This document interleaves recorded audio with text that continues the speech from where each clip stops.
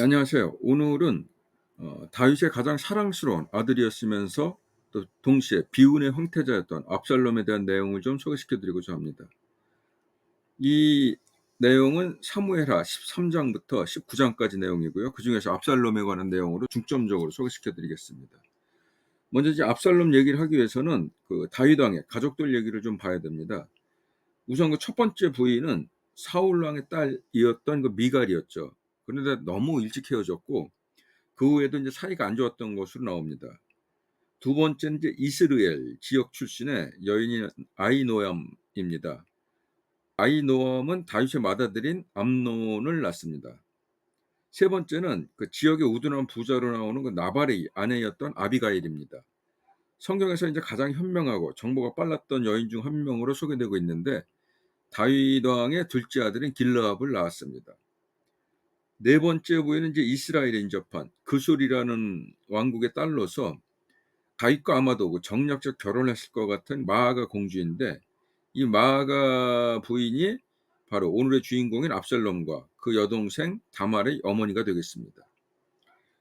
이어서 이제 그 아홉 번째쯤에 그 우리아의 아내였던 바세바로서 솔로몬을 비롯한 4명의 아들을 낳았습니다. 전체 부인의 숫자가 몇 명인지는 명확히 나오고 있지 않지만은 아들의 숫자는 총 19명으로 성경에 기록되어 있습니다. 이 중에서 이제 특히 다윗이 사울에 쫓겨다니며 가장 어려울 때부터 시작해서 평생을 함께한 부인이 두 번째 부인이었던 그 아히노암과 세 번째 부인인 아비가일입니다. 이들이 이제 그 싸움 중에 적에게 포로로 끌려갔다 구출되기도 하는 등 여러 가지 고초를 겪으면서 평생을 다윗과 함께했습니다. 그러나 이러한 모습을 그 아들 암논은 많이 본받지 못한 것 같습니다. 결국 이제 그 다윗의 큰 아들이었던 암논은 다윗의 셋째 아들인 압살롬의 여동생이자 자신의 이복 여동생인 다말을 강제로 성폭행하고 나서 집에서 쫓아내는 악행을 저지르게 됩니다. 당시 상황을 보면 이 암논에게는 어떤 이 사이코패스적인 성격이 분명히 있었던 것 같습니다. 그 당시 이제 모습을 성경에서는 다음과 같이 표현하고 있습니다. 사무엘하 13장 19절부터 얘기인데요. 이제 다말은 머리에 재를 끼얹고 입고 있는 색동 소매 긴 옷도 찢고 손으로 얼굴을 감싼 채로 목을 놓아 울면서 떠나갔다. 다말의 오라버니 압살롬이 다말을 보고 물었다. 내 오라버니 암논이 너를 건드렸지. 얘야, 암논도 내 오라버니이니 지금은 아무 말도 입 밖에 내지 말아라. 이 일로 너무 근심하지 말아라. 그리하여 다말은 그의 오라버니 압살롬의 집에서 처량하게 지냈다. 평생을 이렇게 처량하게 지낸 걸로 나오고 있습니다. 자, 오늘 이야기의 주인공인 압살롬이 성경에 처음 등장한 이때 나이가 아마 10대 후반에서 20대 초반으로 생각이 됩니다. 이 압살롬이 이제 자기 여동생을 집에다 놓고 아버지인 다윗이 여기에 대해서 뭔가 처리를 해줄 것을 믿었는데 실질적으로 다윗이 아무런 조치를 안 해주는 겁니다. 그 형에 대한 처벌도 안 해주고 이에 압살롬은 2년간 복수의 칼을 갑니다. 2년간의 기회를 노리다가 드디어 첫 번째 인생의 승부수를 던집니다. 양털 깎는 행사를 크게 벌이면서 자기 형제들이 전부 초청을 합니다. 그러면서 다윗 왕 앞에 나아가서 큰형 암논도 꼭 좀 나오게 해달라고 요청을 합니다. 다윗이 이제 그럽니다. 큰형까지 갈 필요가 있냐라는 물음에도 꼭 좀 초청해 줬으면 좋겠다라고 부탁을 해서 암논을 행사장에 초청을 합니다. 그 다음에 이제 그 행사에서 암논이 술에 취해 있을 때 자기 종들을 시켜가지고 암논을 죽이게 됩니다. 이러한 것이 뭐 그냥 이야기일 수가 있지만은 실질적으로 한번 현실적으로 봤을 때 2년 동안 어느 누군가에게 원한을 품고 그 계획을 준비하다가 상대방은 물론 자신도 죽을 수 있는 복수를 과연 실행할 수 있었을까? 그것을 과연 일반적으로 그럴 수 있는 사람이 몇 명이나 될까? 그런 걸로 봤을 때 압살롬에게 사무친 그 원한이 얼마나 컸겠는가 하는 생각을 해봅니다. 이 상황을 그 왕자들 간의 왕위 정탈전으로 보는 다른 시각도 있습니다. 그러나 압살롬이 그 후에 딸 이름을 여동생과 같은 다말로 이름 지은 것을 보면 적어도 여동생 다말에 대한 오빠로서의 마음은 분명히 있었다고 생각됩니다. 더욱 이제 왕이 계신 1순위인 큰형 암논을 죽인다는 것은 자신이 아버지인 다윗에게 죽을 수도 있는 것이고 그럴 바에야 아주 쿠데타를 일으켰어야 되는데 아마 그런 계획까지는 없었던 것으로 생각이 됩니다. 그 이유는 압살롬은 암논을 죽인 후 외할아버지가 왕으로 있는 그슐 왕국으로 도망을 갑니다. 우선 당장은 복수만이 목적이었고 다시 돌아와서 뭐 어떻게 하겠다는 생각까지는 없었던 것 같습니다.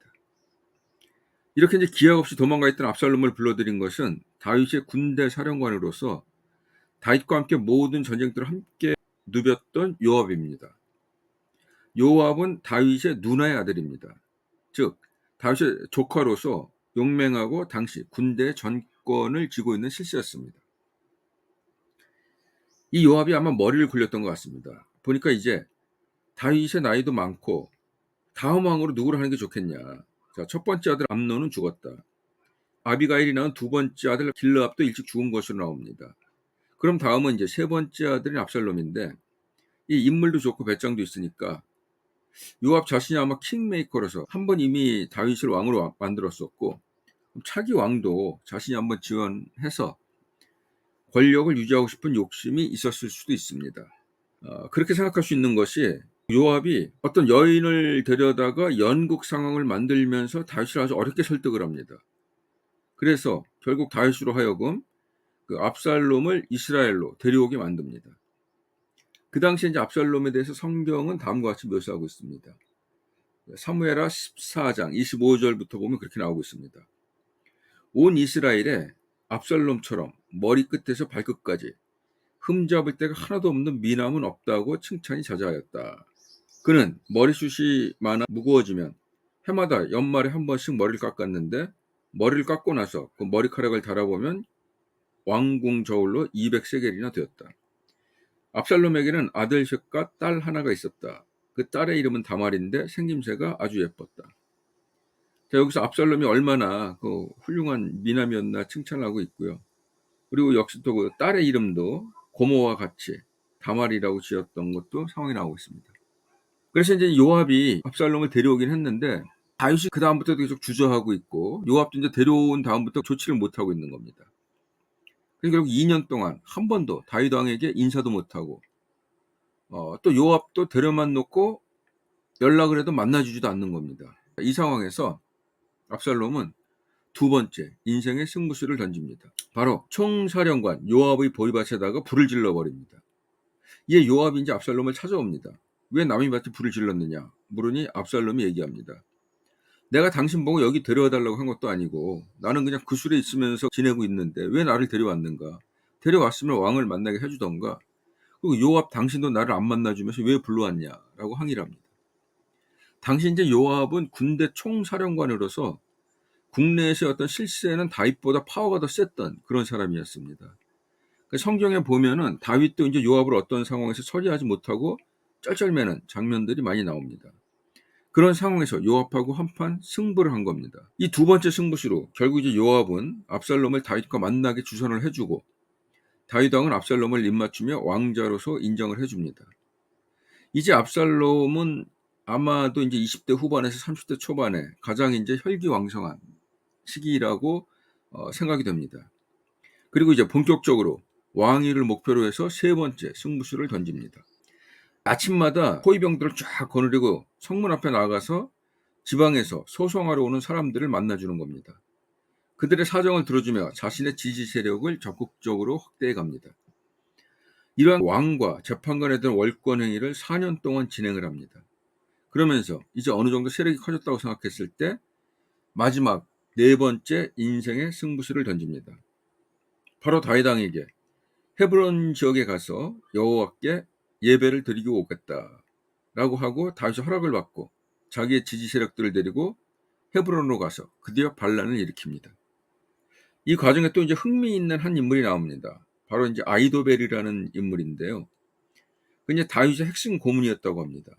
동시에 다윗이 강제로 취했던 밧세바의 외할아버지로서 아들과 함께 대대로 다윗에 충성해온 집안이었습니다. 그런데 외손녀인 밧세바의 남편 우리아를 비참하게 죽게 하고 그 외손녀를 취하는 다윗에게 불만을 품고 있다가 압살롬의 반란에 동참하게 된 것으로 그렇게 판단하고 있습니다.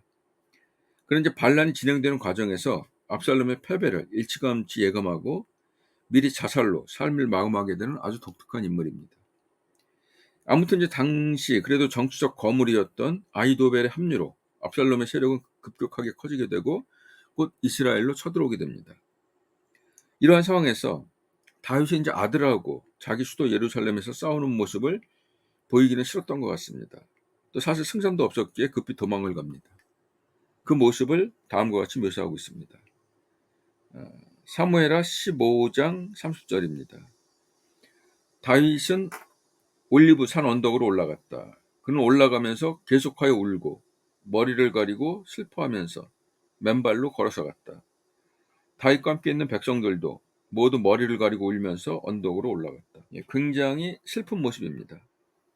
그러나 평생을 전쟁터에서 살아온 다윗은 마음은 슬펐겠지만은 본능적으로 어떤 그 전략가로서의 감각이 DNA에 박혀 있는 사람입니다. 그래서 그러한 피난길에도 5명의 스파이를 아주 매우 구체적인 임무 지시와 함께 압살롬의 진영에 남겨둡니다. 결국 5명의 스파이의 활약으로 전쟁에서 이길 수 있는 결정적인 기회를 확보하게 되고요. 이어서 그 군대 배치도 보면은 향후까지 예상을 한 전략적인 군대 배치를 해서 압살롬의 2만의 병사를 사륙하며 전쟁에서 승리하게 됩니다. 이제 풍운한 압살롬은 모두가 아시는 대로 그 자랑이었던 머리칼이 나뭇가지에 걸리면서 최후를 맞이하게 됩니다. 결국 이 압살롬의 얘기를 읽으면서 생각이 드는 거는 우리 모두는 각자가 최선을 다합니다. 그러나 인간이 아무리 노력을 해도 꼭 내가 바라는 성공을 보장받는 건 아닌 것 같습니다. 마치 압살롬처럼요. 결국 그 성공은 하나님의 섭리 안에서 이루어진다라는 것이 이제 성경의 교훈이다라고 할 수 있겠고요. 여기에 나왔던 이 인물들의 얘기가 지금부터 무려 3000년 전의 사람들의 얘기입니다. 우리나라로 치면 고구려 백제 신라 이전의 고조선 역사 이전 시대의 이러한 이야기들입니다. 이때부터 사람들은 각자 이렇게 치열하게 살아왔다라는 생각을 하게 됩니다. 여러분은 어떻게 느끼는지 모르겠습니다. 오늘은 압살롬의 이야기를 한번 살펴봤습니다. 감사합니다.